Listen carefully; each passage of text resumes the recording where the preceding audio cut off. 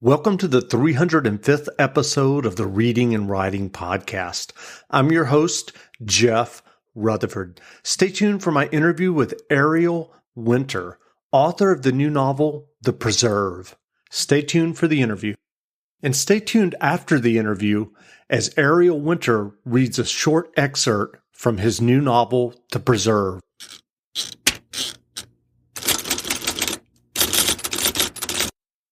If you're new to audiobooks, they're the perfect way to get more books into your busy life.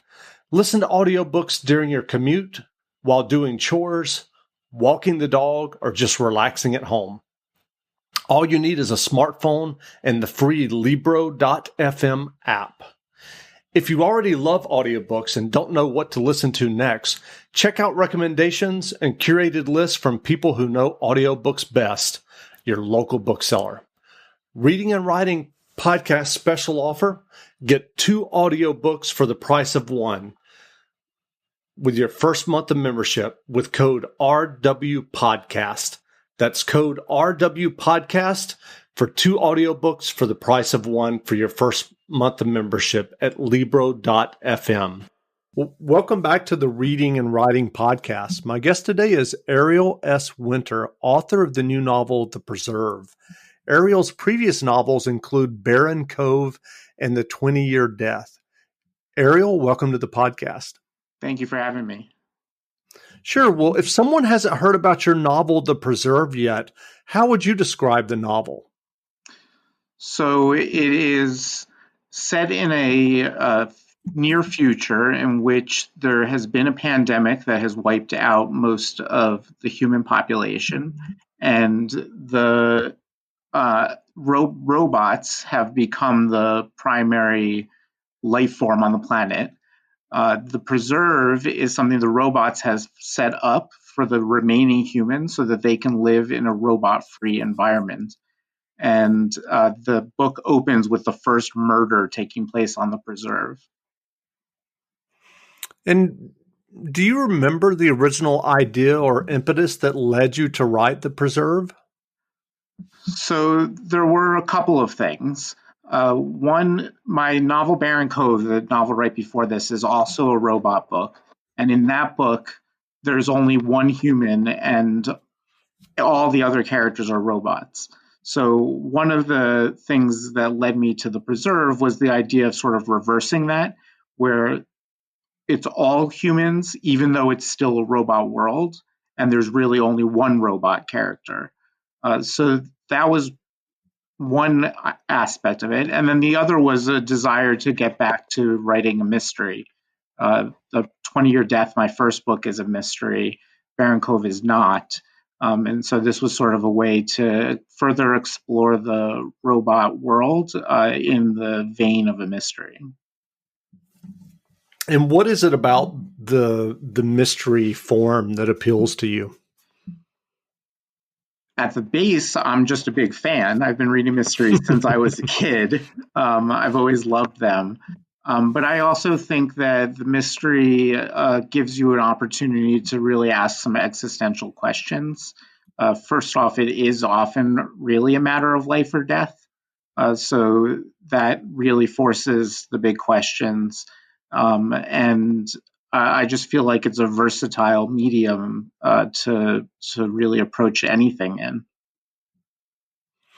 Well, you mentioned earlier about having this idea that kind of came out of writing your previous novel. I'm curious, what's the creative process for you? I mean, once you have that idea, when you sat down and started working on The Preserve, were you writing kind of organically and trying to figure out where the story was going to lead, or do you write a more formal kind of outline or synopsis before you begin the novel? What's your process? Right. So I am the type of writer who just sort of writes blind and sees where it goes. So I had that initial idea of the preserve and the first murder happening, and then I just started writing and see where it goes. After the rough draft, once I've made it all the way through the story once, then I sort of go back and form an outline from that and see where things need to move for pacing, or if I've repeated myself, or anything to get the to in the rewrite process to get the story to its best form. Sure. What are your earliest memories of writing fiction? So I started writing in about fourth grade. I had to write a short story for school. I was already a huge reader.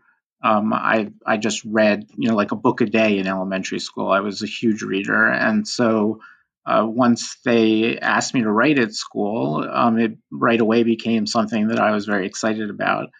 And then I sort of never stopped.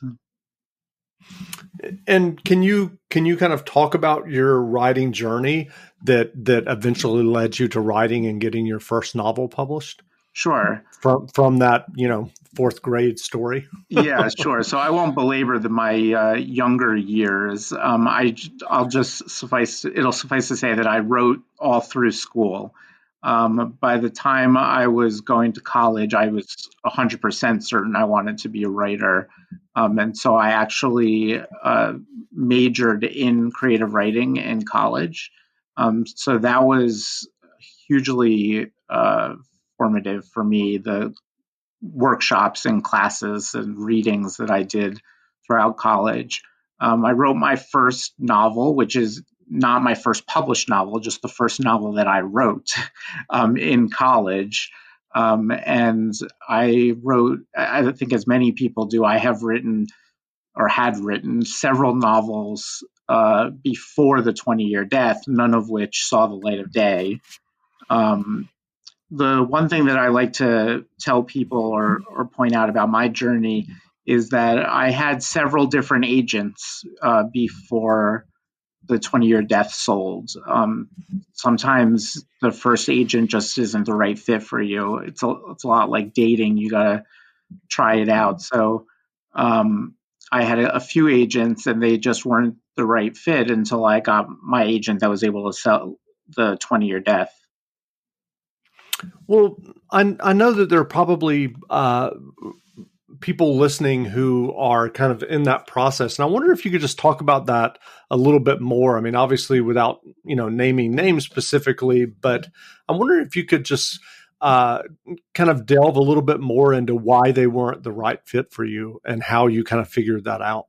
Sure. So my first agent, one of the frustrating things was that I didn't end up getting the attention that I wanted.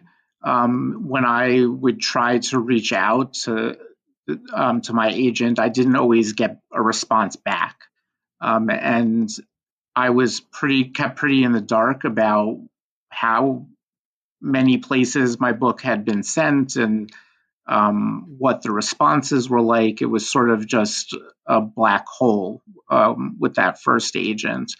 And so eventually I just got very frustrated that I was getting no communication and ended up parting ways with that agent.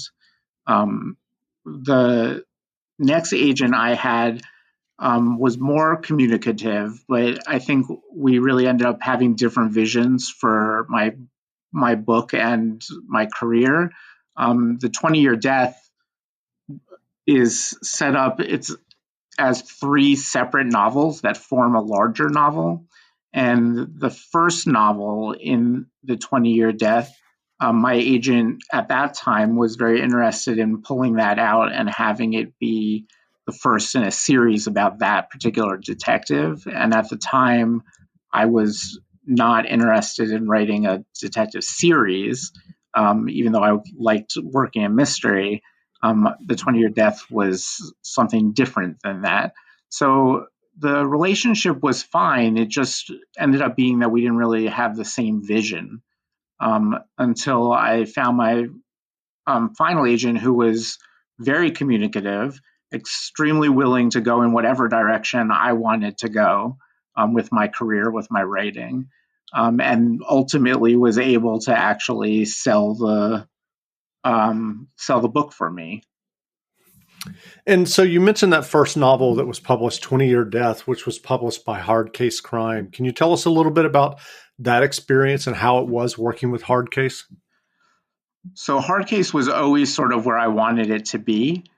So it was really wonderful that it ended up being, that I got my wish and that it ended up being there.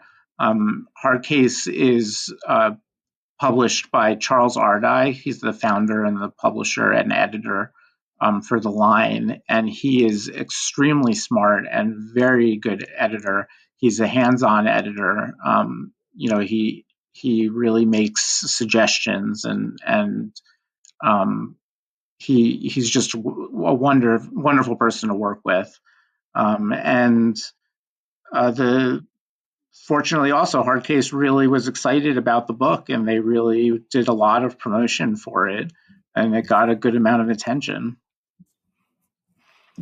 So I'm curious, you mentioned these early novels and you said that they didn't see the light of day. Now that you have The Preserve is your third novel that's been published, if you looked back now, why do you think that those early novels didn't see the light of day? I mean, some of it has to do with just I was not as good a writer then as I am now. I was young, I was still learning the novel form. So some of those really are, I guess, juvenilia in that sense. I have one novel that I still feel strongly about and hope to one day publish. And that actually did get a bunch of interest from several different editors at different publishers. And in the end, they just weren't able to make an offer. So that one is sitting on standby. So hopefully it'll come out someday. And I'm curious with that, have you ever considered self-publishing? Because in this podcast, I interview both traditionally published, and I would say that probably if you looked at the ratio of uh, interviews that I've done, which is over 300 at this point, that probably the ratio would be 85% traditionally published. But I'm curious, I mean, to me, it would seem like uh, given the fact that you've had three novels published and that had interest but didn't make it to getting an offer, have you ever considered self-publishing? And if not, I'm curious why that doesn't appeal to you or why that's not of interest to you. Yeah, I have not actually considered it. Part of it is uh, when I was starting out, self-publishing has become much more popular, and the stigma that it used to have is much less than it used to be. But I think that I still, I started before that shift. So the Sure. so the vision had always been to be published by a publisher, and I can also say, as somebody who has been published by a traditional publisher, doing it on my own seems daunting, I would say. It's very hard to get through the noise and have some promotion and some distribution. And that is what the traditional publisher brings. Sure. Well, I know you wrote a blog, We Too Were Children, Mr. Barrie, which is still accessible online, that dives really deep into children's book and children's literature. And I know you wrote a picture book, One of a Kind. Do you have plans to write more children's books or picture books? I would love to write more picture books. And like with my novel, I have some picture books that I've written that did not sell. Um, but the picture book market is really challenging. I mean, all book markets are challenging, but the picture book market is very challenging in part because I think so many people feel like, oh, there's nothing to writing a picture book, and it's very short, and I can just do that, even though it's a lot more difficult than it looks. Um, so I was sort of discouraged by my agent from pursuing it further simply because the market was so challenging and my adult fiction was getting noticed. So I've sort of put my children's writing on hold. And what was it about children's literature that appealed to you in terms of the blog that you did write? And I should add, it's not as active today, but it's still there and accessible if someone is interested in taking a look at it. What was it about it that appealed to you and in terms of writing this specific blog? Sure. So people understand what the blog was about. It focused on authors that are generally thought of as adult authors who wrote picture books and you just never even knew, or sometimes young novels, and you just never knew that they did that. People like Graham Greene wrote picture books. Patricia Highsmith wrote a picture book. Chinua Achebe wrote a bunch of picture books. And so these are people who are, of course, revered for their adult work. And often their children's work is not even known. I sort of, over the years, developed a list of these people where I would notice in their bibliographies, taking a deeper look at their bibliographies, that they had this out-of-print children's book, and I just started to get really curious about that. I was a children's book seller for a while, so children's books were my sort of professional focus as well. And so between the two, the sort of just bibliophile interest in these sort of literary peculiarities and my work in my day job at the time as being a children's bookseller, I wanted to bring a lot of those to light. Interesting. So what writing advice would you offer for those who are writing their own stories and novels? So I don't think that I have anything that you probably haven't heard before.